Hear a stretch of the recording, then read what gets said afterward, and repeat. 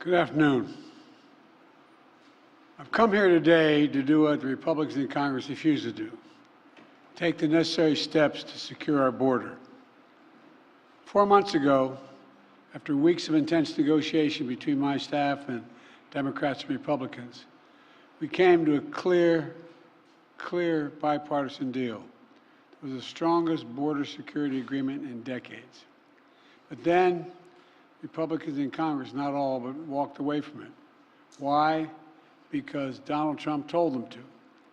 He told the Republicans, it has been published widely by many of you, that he didn't want to fix the issue, he wanted to use it to attack me. That's what he wanted to do. It was a cynical and an extremely cynical political move, and a complete disservice to the American people who are looking for us to, not to weaponize the border, but to fix it. Today, I'm joined by a bipartisan group of governors, members of Congress, mayors, law enforcement officials, most of whom live and work along the southern border. They know the border is not a political issue to be weaponized. The responsibility we have to share, to do something about it. They don't have time for the games played in Washington, and neither do the American people. So today, I'm moving past Republican obstruction and using the executive authorities available to me as president to do what I can on my own to address the border. Frankly, I would have preferred to address this issue through a bipartisan legislation, because that's the only way to actually get the kind of system we have now that's broken, fixed, to hire more Border Patrol agents, more asylum officers, more judges.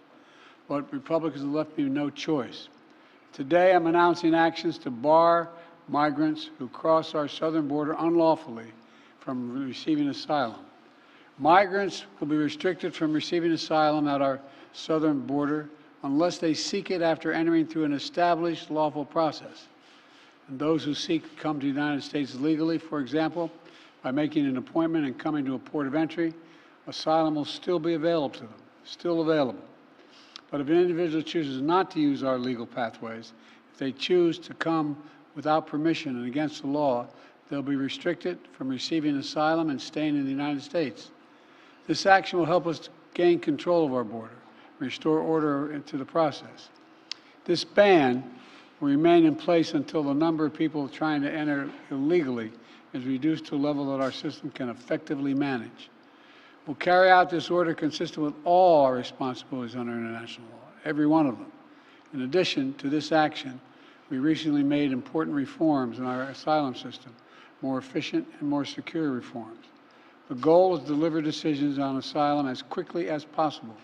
The quicker decision means that a migrant is less likely to pay a criminal smuggler thousands of dollars to take him on a dangerous journey, knowing that if in fact they move in the wrong direction, they returned around quickly.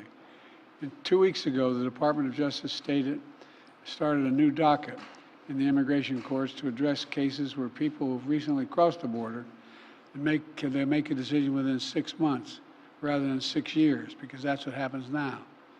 Additionally, the Department of Homeland Security has proposed new rules to allow federal law enforcement to more quickly remove asylum seekers that have criminal convictions and remove them from the United States. My administration has also recently launched new efforts to go after criminal networks that profit from smuggling migrants to our border, and incentivize people to give tips to law enforcement, to provide information that brings smugglers to justice. We're also sending additional federal prosecutors to hotspots along the border and prosecute individuals who break our immigration laws. One other critical step that we will be taking, and that has made a huge difference. We continue to work closely with our Mexican neighbors instead of attacking Mexico, and it's worked. We've built a strong partnership of trust between the Mexican President López Obrador, and I'm going to do the same with the Mexican-elect President who I spoke with yesterday. We've chosen to work together with Mexico as an equal partner, and the facts are clear. Due to the arrangements that I've reached with President Obrador, the number of migrants coming and to our shared border unlawfully in recent months has dropped dramatically. But while these steps are important, they're not enough. To truly secure the border, we have to change our laws, and Congress needs to provide the necessary funding to hire 1,500 more border security agents. 100 more immigration judges to help tackle the backlog of cases, more than 2 million of them. 4,300 more asylum officers to make decisions in less than 6 months instead of 6 years, which is what it takes now. And around 100 more high-tech detection machines to significantly increase the ability to screen and stop fentanyl being smuggled into the United States. These investments were one of the primary reasons that the Border Patrol Union endorsed the bipartisan deal in the first place. And these investments are essential, they remain essential. As far as I'm concerned, if you're not willing to spend the money to hire more Border Patrol agents, more asylum officers, more judges, more high-tech machinery, you're just not serious about protecting our border. It's as simple as that. I believe that immigration has always been the lifeblood of America. We're constantly renewed by an infusion of people and new talent. The Statue of Liberty is not some relic of American history. It stands for who we are as the United States. So I will never demonize immigrants. I'll never refer to immigrants as poisoning the blood of a country. And further, I'll never separate children from their families at the border. I will not ban people from this country because of their religious beliefs. I will not use the U.S. military to go into neighborhoods all across the country to pull millions of people out of their homes and away from their families to put detention camps while awaiting deportation, as my predecessor says he will do if he occupies his office again. On my very first day as president, I introduced a comprehensive immigration reform plan to fix our broken system, secure our border, provide a pathway for citizenship for dreamers, and a lot more.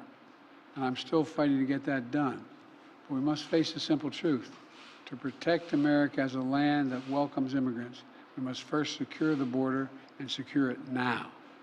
The simple truth is, there is a worldwide migrant crisis. And if the United States doesn't secure our border, there's no limit to the number of people who may try to come here, because there's no better place on the planet than the United States of America. For those who say the steps I've taken are too strict, I say to you that be patient. And goodwill of American people are wearing thin right now. Doing nothing is not an option. We have to act. We must act consistent with both our law and our values as Americans. I'll take these steps today, not to walk away from who we are as Americans, but to make sure we preserve who we are for future generations to come. Today, I've spoken about what we need to do to secure the border. In the weeks ahead, and I mean the weeks ahead, I'll speak to how we can make our immigration system more fair and more just. Let's fix the problem and stop fighting about it. I'm doing my part. We're doing our part. Congressional Republicans should do their part. Thank you very much.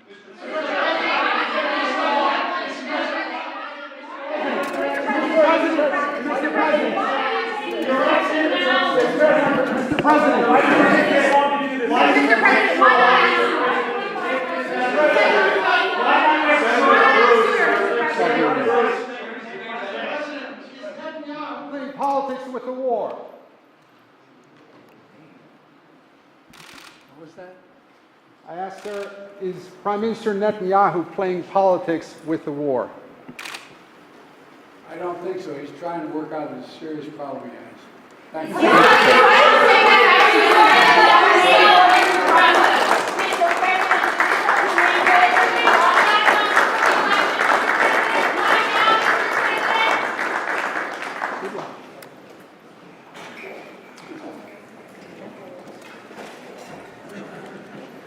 Keep it short. Not much room for nuance.